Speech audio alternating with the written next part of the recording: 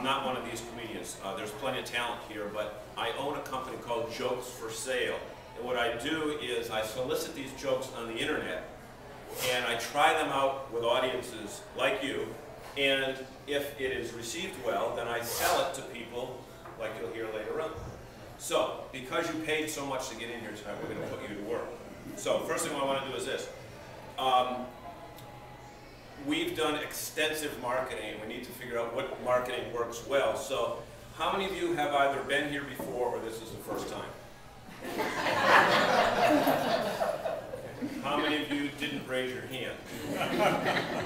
How many of you don't really care about raising your hand but would die for this shirt? Okay, which I obviously did a lot of extra work because I ironed this shirt tonight. Actually, I didn't iron it anymore. My wife has this new idea. She said she doesn't iron. So she says, go get a wet towel, wring it out, wrap the shirt in the wet towel, put it in the dryer for 20 minutes. Has anybody else tried that? It does work. So anyway, let me figure out what's going on here. Jokes for Sale, research, try out jokes, sell to comedians, need your help. By the way, were the police gone by the time you got here? Yes.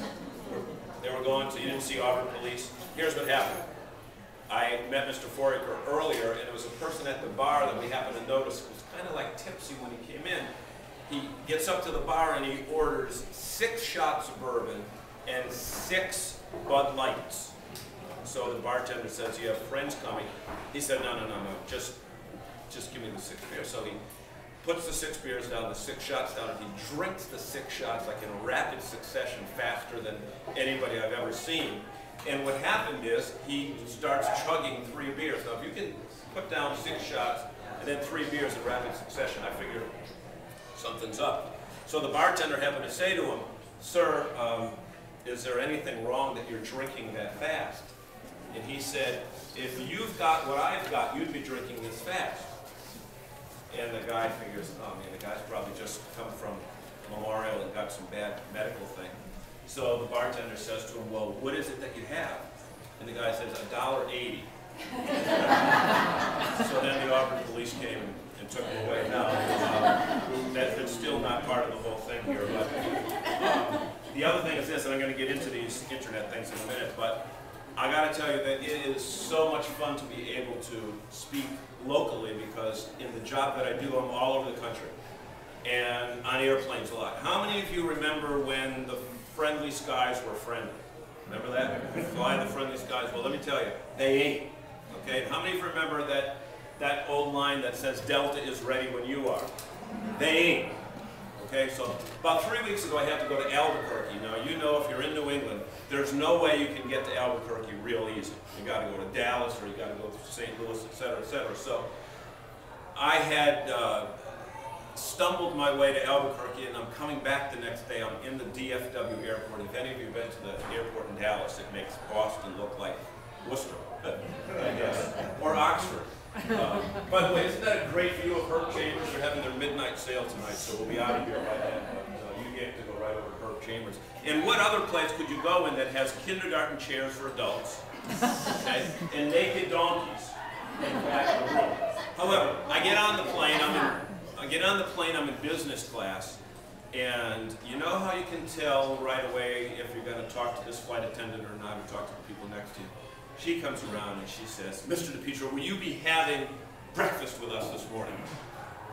In that kind of tone of voice. And I said, well, what are my choices? She said, yes or no.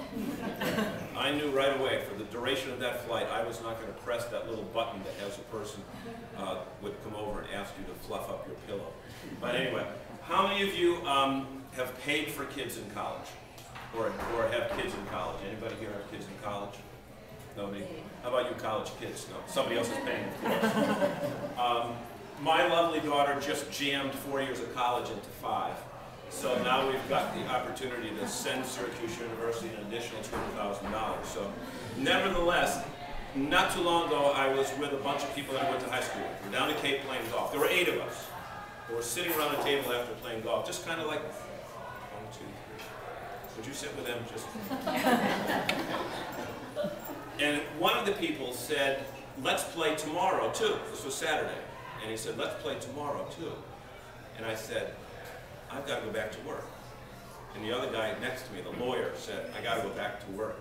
And then the next guy next to him, some accountant for one of those big accounting firms in New York City, said, I've got to go back to work. Here's what we figured out. Of the 8 of us, 4 of us went to college and 4 didn't. Here's the deal. This is 2 weeks ago. The 4 who didn't go to college, policemen, firemen, and a guy who worked for the government, are all retired. The 4 idiots who went to college are still working our butts off trying to make a living and pay for our kids to go to college. So, I'm going to tell you, next time you go by a high school guidance counselor, tell them that they were wrong, and make sure you read the book in reverse. Don't go to college, and then you can retire a lot quicker.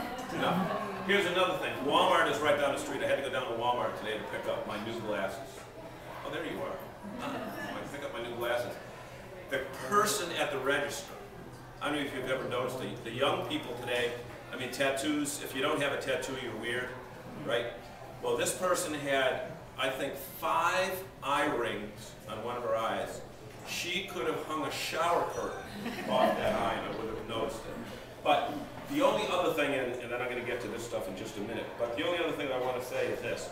How many of you are seeing all these ads on TV for all of these different medications? Now, most of you are thinking that I'm going to talk about the big blue pill, but I'm not. Okay? The fact is, I have a TV show in Springfield, so if I talk in the same conversations that the rest of the people that will be here tonight talking about, I lose my job at the TV show, and I still got to pay for that kid that went to Syracuse, so I have to be nice. Believe me, it kills me. And by the way, isn't it cool? There's like a drive-in theater, isn't it? Don't you feel like you're at a drive-in theater? So if you want to make out, no problem, go ahead. Okay, but these medications, there's 2 of them that I'm thinking of in particular. A couple years ago, there was this thing called, it's either Prilosec or Prevacid, but it was supposed to be for upset stomach, where you see these people drive into a truck stop, and there is a pink Volkswagen bus that are there, and the people come out and said, I have a stomach ache, so they give them pills. Now, do you really think there was the stuff in the box? Probably not. But the other one is this, Ambien. Who knows what Ambien is? Nobody wants to raise their arm. You know what Ambien is, right? What is it? What is Ambien? Sleep. Right, they call it a sleep aid. I don't know why, but it's a sleeping pill. Have any of you ever looked, you know, you pick up Time magazine or any of those magazines today, and they have, here's the ad on this page, and then the next 5 pages are the side effects? Yes. Okay. This is God's honest truth. These are the side effects for Ambien. And they have them, the worse the side effect, the bigger in print it is, and then it gets down, as they say in clinical studies, etc. So here's the deal with Ambien. Number 1 side effect is Ambien is drowsiness.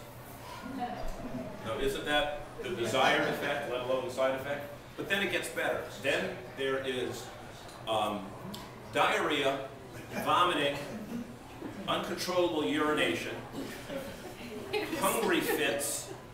I'm not kidding. I had the book tonight and somebody stole it at the bar when the Auburn police came in to talk to the guy who only had 84 cents.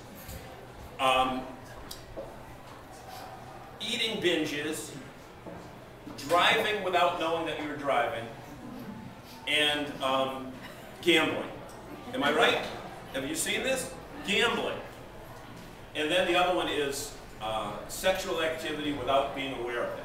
Now, I thought that was called marriage, but nevertheless, there's another thing. So, look at this. Imagine if you take the Ambien because you followed label directions. And by the way, it also says, tell your doctor if you're taking any other medications. Don't you think the doctor should know that and be telling you to take? So, here's the deal. You take your Ambien. 11 o'clock at night, you're tossing and turning. Okay? And then 3 side effects kick in. Okay? The hungriness, the driving, actually 4, the sex part, and the gambling.